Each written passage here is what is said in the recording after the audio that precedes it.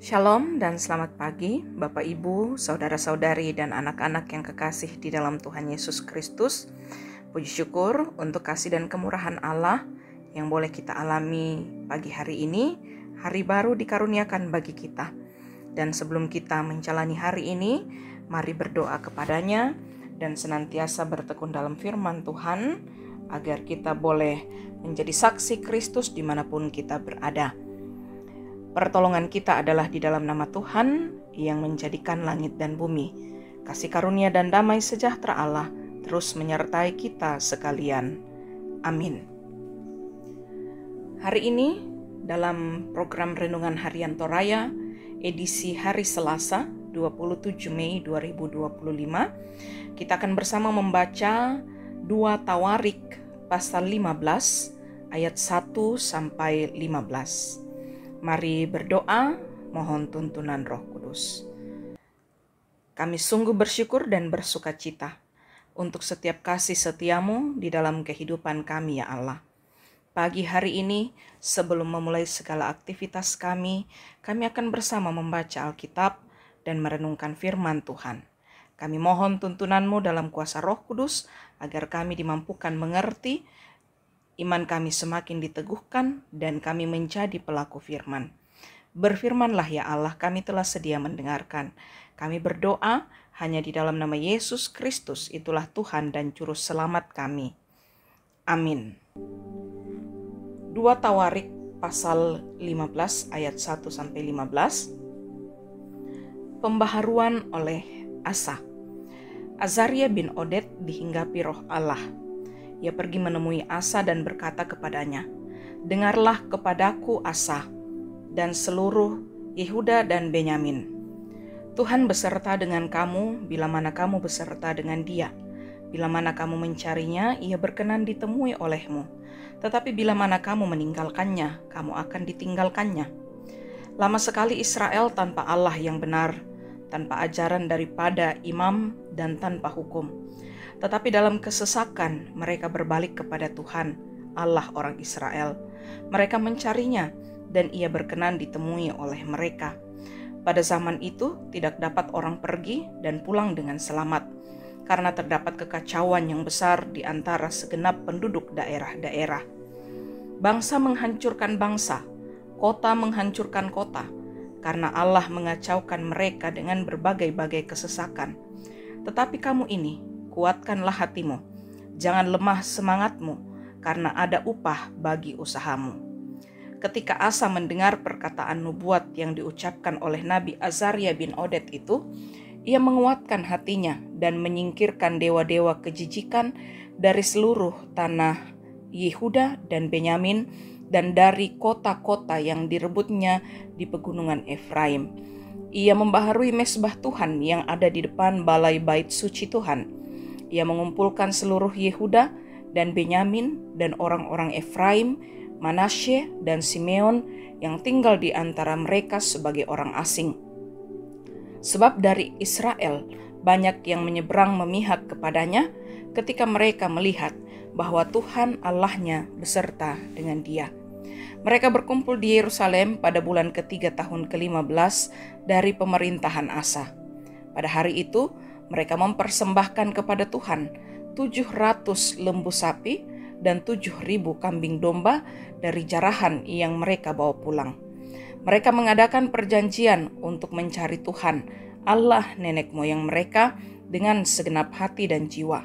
Setiap orang, baik anak-anak atau orang dewasa, baik laki-laki atau perempuan, yang tidak mencari Tuhan Allah Israel harus dihukum mati. Mereka bersumpah setia kepada Tuhan dengan suara yang nyaring, dengan sorak-sorai, dan dengan tiupan nafiri dan sangkakala. Seluruh Yehuda bersukaria atas sumpah itu, karena dengan segenap hati mereka bersumpah setia dan dengan kehendak yang bulat mereka mencari Tuhan. Tuhan berkenan ditemui oleh mereka dan mengaruniakan keamanan kepada mereka di segala penjuru. Amin. Firman Tuhan. Pagi hari ini kita dituntun dalam tema bertobat dan berbalik kepada Allah. Bapak Ibu, saudara-saudari dan anak-anak yang kekasih di dalam Tuhan, Pertanyaan reflektif yang terkadang ditanyakan oleh pengkhotbah kepada sidang jemaat ialah, sejauh manakah kita telah hidup dalam pertobatan dan berbalik kepada jalan yang dikehendaki oleh Tuhan? Tentu jawabannya ada pada setiap pribadi yang mendengarkannya. Apakah firman yang setiap saat kita baca dan dengarkan telah mengubahkan hidup kita? Ataukah kita masih hidup dalam kungkungan dosa?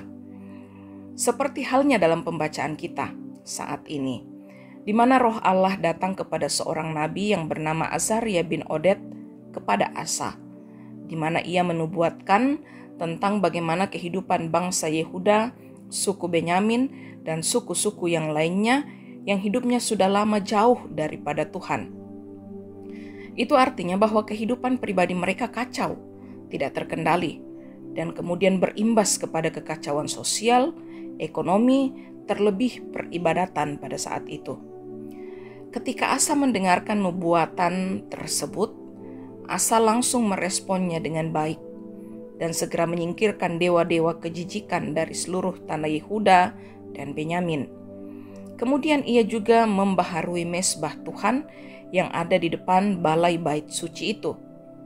Sekalipun kehidupan mereka telah jauh daripada Tuhan, namun kasih karunia Tuhan senantiasa ada untuk mereka yang mau bertobat dan mau berbalik kepada Tuhan seperti di dalam ayat kedua.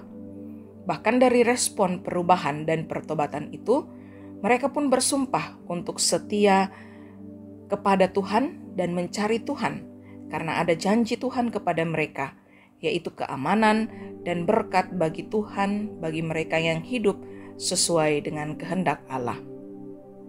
Bapak, Ibu, saudara-saudari, dan anak-anak yang kekasih di dalam Tuhan, banyak hal yang telah menjauhkan kita daripada Tuhan.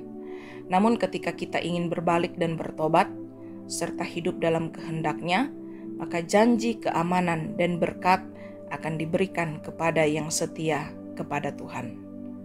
Amin, firman Tuhan. Mari kita berdoa.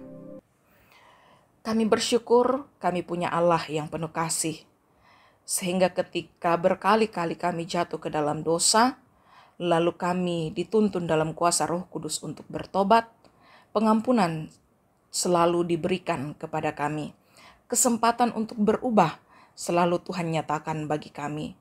Karena itu Tuhan, kami mohon ampun atas segala dosa-dosa kami, dan biarlah ketika komitmen pertobatan kami bangun dalam diri kami sungguh akan mengerjakannya dengan bertanggung jawab.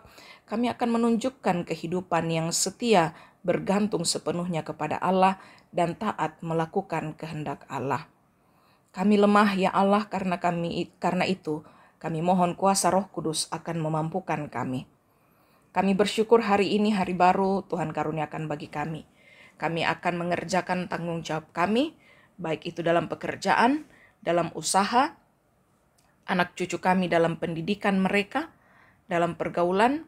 Kami percaya bahwa Tuhan akan menuntun kami, sehingga di dalam kesempatan itu komitmen pertobatan selalu nyata, dan juga komitmen untuk menjadi pelaku firman akan kami kerjakan dengan sepenuh hati. Berdoa bagi segenap jemaat Tuhan yang sedang bergumul dalam kelemahan tubuh, ada yang dirawat di rumah sakit, ada yang dirawat di rumah. Nyatakanlah pemulihan yang sempurna bagi mereka tepat pada waktunya, dan keluarga-keluarga yang mendampingi pun Tuhan tetap pelihara. Untuk pelayanan yang akan kami kerjakan sepanjang hari ini, mampukanlah kami Majelis Gereja Toraja Jemaat Tamalan Rea dan semua yang akan terlibat dalam pelayanan-pelayanan tersebut boleh mengandalkan Tuhan dalam setiap hal yang kami kerjakan, dan kemuliaan Tuhan akan nyata dalam hidup persekutuan kami. Kehidupan kami sepanjang hari ini kami serahkan ke dalam tangan pengasihan-Mu ya Bapa. Peliharalah kami di dalam kasih dan anugerah-Mu. Kami berdoa, kami berserah hanya kepada Yesus Kristus, Tuhan dan Juru Selamat kami. Amin. Demikianlah firman Tuhan boleh kita dengarkan. Biarlah dalam tuntunan kuasa Roh Kudus kita terus membangun komitmen untuk hidup bertobat dan berbalik hanya kepada Allah. Terimalah berkat Tuhan. Tuhan memberkati engkau dan melindungi engkau. Tuhan menyinari engkau dengan wajah-Nya dan memberi engkau kasih karunia. Tuhan menghadapkan wajah-Nya kepadamu dan memberi engkau damai sejahtera. Amin. Selamat beraktivitas bagi kita sekalian. Tuhan Yesus memberkati.